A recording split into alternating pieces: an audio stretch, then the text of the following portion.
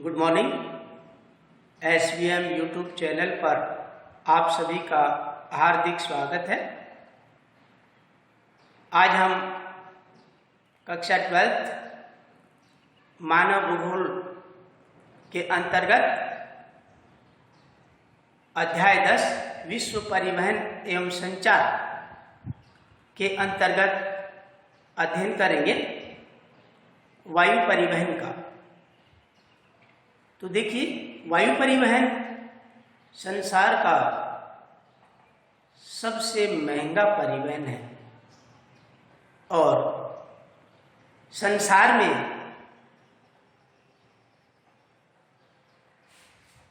वायु परिवहन का विकास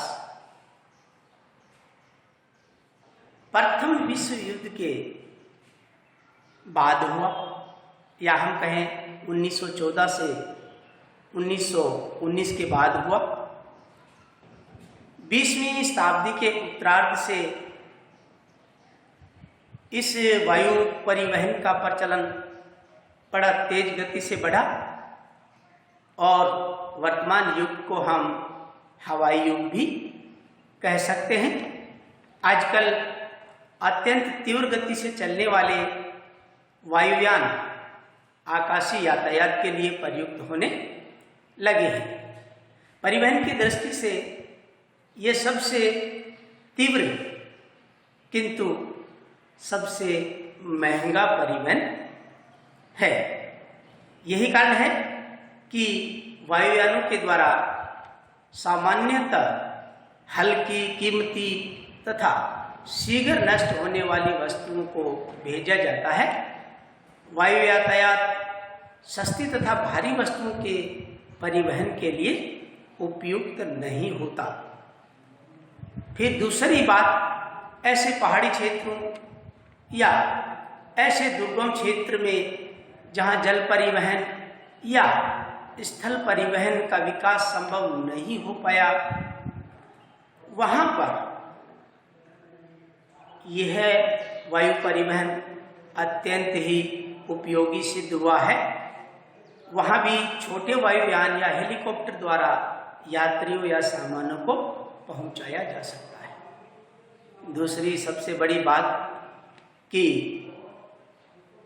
प्राकृतिक आपदाओं जैसे बाढ़ है, भूकंप है, युद्ध आदि में राहत कार्य के लिए भी वायु परिवहन सबसे उपयोगी सिद्ध हुआ है। या हम कहें ऐसे पर्वतीय क्षेत्र, हिम क्षेत्र या विषम मरुस्थलीय क्षेत्र, भूभाग जिनमें अन्य परिवहन की सुविधा उपलब्ध नहीं हो सकती, ऐसे क्षेत्रों में वायु परिवहन बहुत ही उपयोगी और कारगर सिद्ध हुआ है। तो वायुयानों के निर्माण तथा उनकी कार्य प्रणाली अत्यंत विकसित व अवस्थापनात्मक सुविधाओं जैसे विमानशाला, हवाई अड्डे, हवाई पट्टी, भूमि पर उतरने, ईंधन तथा रखरखाव की सुविधाओं की बड़ी आवश्यकता होती है। हवाई अड्डों के निर्माण के लिए अन्य परिवहनों की अपेक्षा खर्चा बहुत अधिक आता है। तो इसीलिए ये जो परिवहन है ये सबसे महंगा परिवहन है। तो आज हम मुख्य रूप से देखें,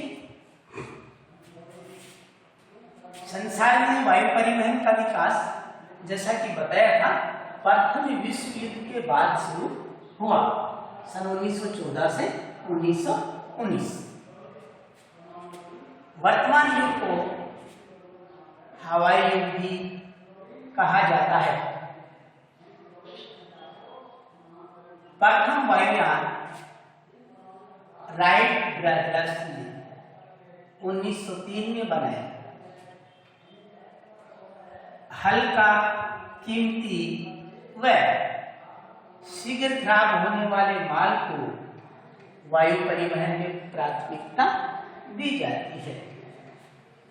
यद्यपि यह परिवहन सबसे महंगा परिवहन है। संसार की यदि हम बात करें तो विश्व में कुल वायु मार्गों के 60% भाग का प्रयोग अकेला USA, United state of America, या हम कहें संयुक्त राज्य अमेरिका करता है। न्यूयॉर्क, लंदन, पेरिस, एम्स्टर्डम और शिकागो ये केंद्रीय बिंदु हैं, या हम इनको कहें कि यहां से वायु मार्ग सभी महाद्वीपों की ओर विकरित होते हैं। या हम कहें न्यूयॉर्क, लंदन, पेरिस, एम्स्टर्डम और शिकागो से वायु मार्ग सभी महाद्वीपों की ओर जाते हैं। अब बात करें दक्षिणी गोलार्ध की, तो दक्षिणी गोलार्ध में 10 डिग्री अक्षांश से 35 डिग्री अक्षांशों के मध्य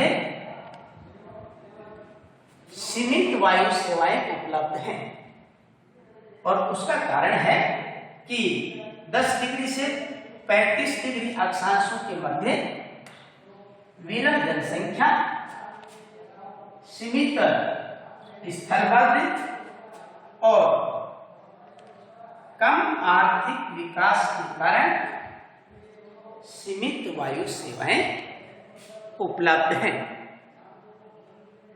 तो इस प्रकार हम देखते हैं कि विश्व में कुल वायु मार्गों के 60% भाग का प्रयोग अकेला संयुक्त राज्य अमेरिका करता है, और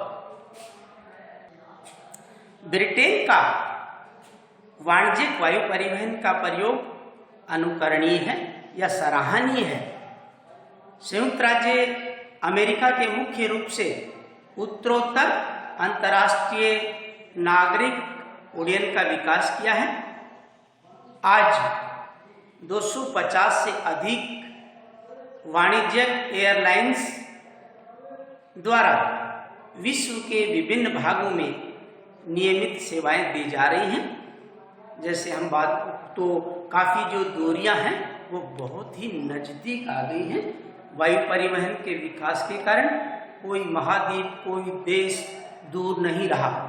अधिक से अधिक दूरी को कम से कम समय में पूरा किया जा सकता है। जैसे यदि हम बात करें सुपरसोनिक वायुयान की, तो लंदन और न्यूयॉर्क के बीच की दूरी जो है वो मात्र 3.5 घंटे में तय कर लेता है। तो हम कह सकते हैं कि आज किसी भी दुर्गम स्थान पर पहुंचना असंभव नहीं है। कोई भी देश, कोई भी महाद्वीप दूर नहीं है। वायु परिवहन के विकास के कारण अधिक से अधिक दूरी को, अधिक से अधिक दुर्गम क्षेत्रों को कम से कम समय में पूरा किया जा सकता है। अब हम बात करेंगे वायु मार्ग के प्रकारों की, कि वायु मार्ग कितने प्रकार के होते हैं।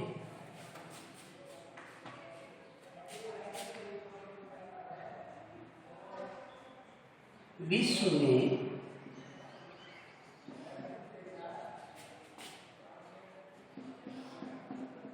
वायु मार्गों के प्रकार,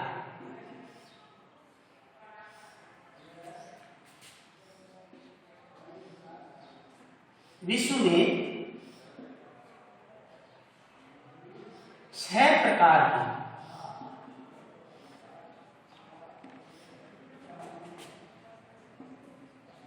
वायु मार्ग हैं।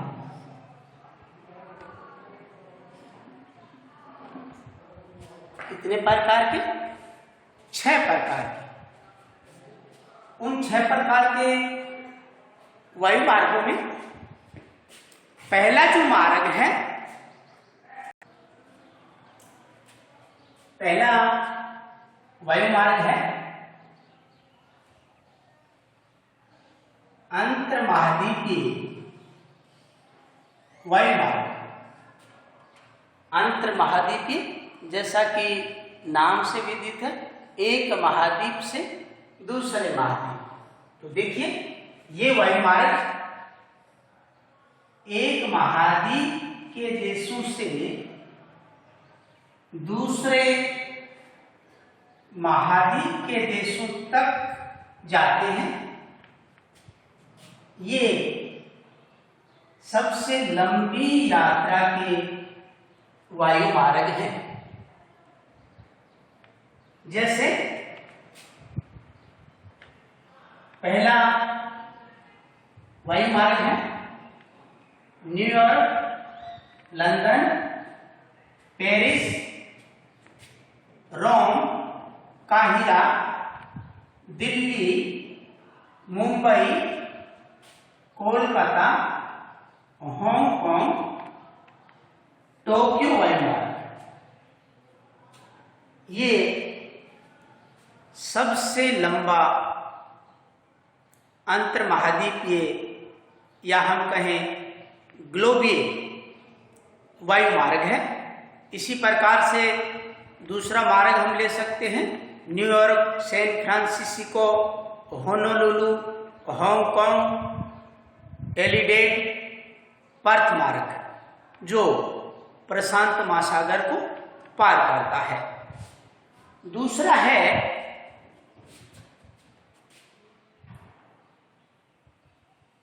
दूसरा वायु मार्ग का प्रकार है महाद्वीपीय वायु मार्ग। तो ये देखिए ये एक ही महाद्वीप के देशों के बीच सेवाएं प्रदान करता है, या हम यूं कहें कि एक ही महाद्वीप के विभिन्न देशों के अंदर सेवाएं प्रदान करता है। जैसे पहला वायु मार्ग है दिल्ली, कोलकाता, हांगकांग, टोक्यो वायु मार्ग।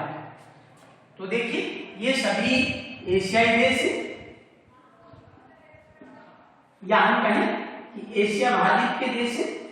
तो एक ही महाद्वीप के विभिन्न देशों के मध्य सेवाएं प्रदान करता है, इसलिए इसे महाद्वीपीय वायु मार्ग कहा जाता है।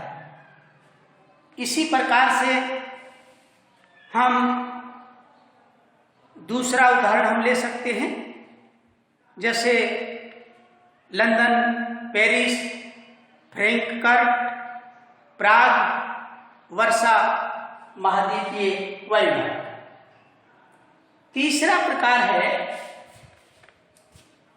राष्ट्रीय वायु मार्ग, यानी एक ही देश के अंदर विभिन्न नगरों महानगरों में सेवाएं प्रदान करने वाला वायु मार्ग। तो राष्ट्रीय वायु मार्ग में देखिए ये वायु मार्ग किसी देश के अंदर लंबी दूरी की यात्राओं को तय करने के लिए होते हैं। जैसे दिल्ली, कानपुर, पटना, कोलकाता वायु मार्ग। तो ये सभी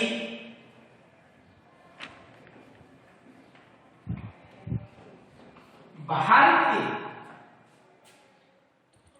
विभिन्न नगर और महानगर हैं। तो ये राष्ट्रीय वायु मार्ग है, क्योंकि एक ही राष्ट्र के विभिन्न नगरों और महानगरों को जोड़ने वाले वायु मार्ग हैं। इसके बाद में अगला वायु मार्ग है, चौथा है प्रादेशिक वायु मार्ग। तो किसी प्रदेश के अंदर छोटी छोटी यात्राओं के लिए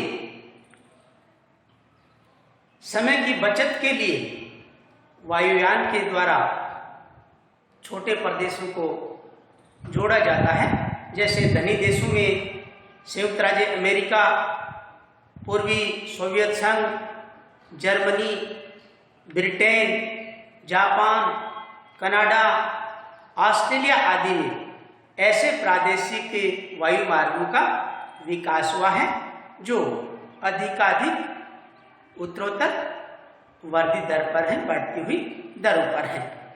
अगला 5वां है स्थानीय वायु मार्ग। जैसा कि नाम से विदित होता है, स्थानीय वायु यात्राएं प्राय हेलीकॉप्टरों के द्वारा तय की जाती है, जिनको हम स्थानीय वायु मार्ग के अंतर्गत शामिल करते हैं। छठा और अंतिम है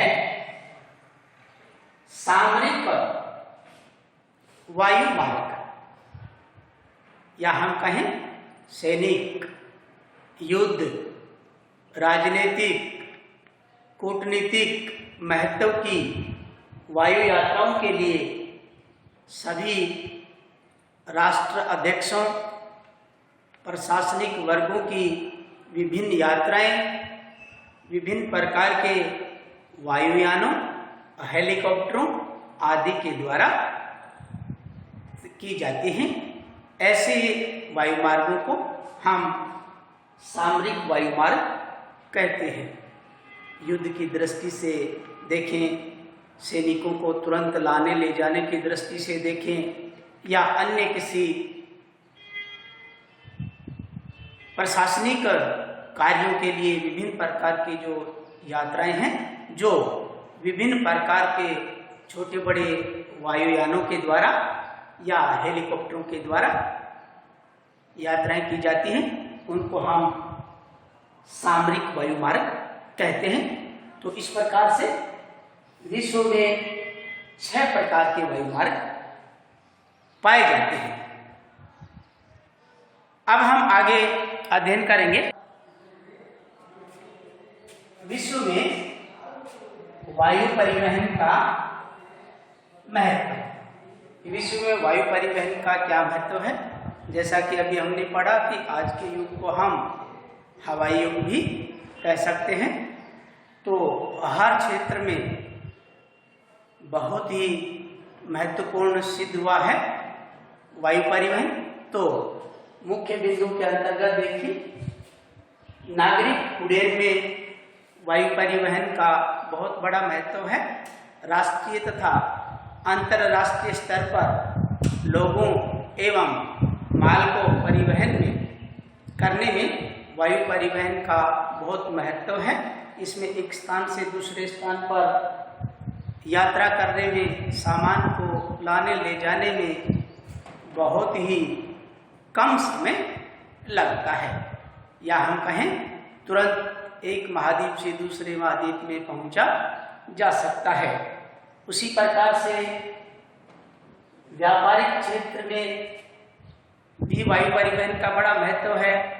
बहुमूल्य वस्तुएं, शीघ्र नष्ट होने वाली वस्तुएं तथा हल्के सामान, तो इस प्रकार व्यापारिक क्षेत्र में वायु परिवहन का बड़ा महत्व है। तीसरा है राहत कार्यों में। जैसा कि आप जानते हैं, बाढ़ है, अकाल है, भूकंप है, सुनामी है, महामारी के समय में तत्काल यानी शीघ्र, अतिशीघ्र राहत सामग्री पहुंचाने के लिए वायु परिवहन का बहुत अधिक महत्व है। उनको बचाने के लिए, तुरंत पहुंचने के लिए, उनके खाने पीने के प्रबंध के लिए तुरंत वायु परिवहन ही सेवा दे सकता है, क्योंकि ये अधिक से अधिक दूरी को कम से कम समय में पूरा कर लेता है। अगला महत्व है सैनिकों एवं सुरक्षात्मक दृष्टि से इसका महत्व। तो विदेशी आक्रमणों के समय सेना को लाने के लिए, सेना को ले जाने के लिए वायु यातायात जो है वो बहुत ही उपयोगी सिद्ध हुआ है। सैनिकों को सेना से संबंधित आवश्यक सामग्री को तत्काल पहुंचाने के लिए वायु परिवहन का बड़ा महत्व है, बड़ा उपयोगी सिद्ध हुआ है। अगला है संसाधन सर्वेक्षण एवं फोटोग्राफी। वायुयान में लगे अति आधुनिक कैमरों के द्वारा संसाधनों के सर्वेक्षण का जो कार्य है वो सफलतापूर्वक किया जाता है और उनके आकाशीय फोटोग्राफी बड़ी आसानी से ली जा सकती है।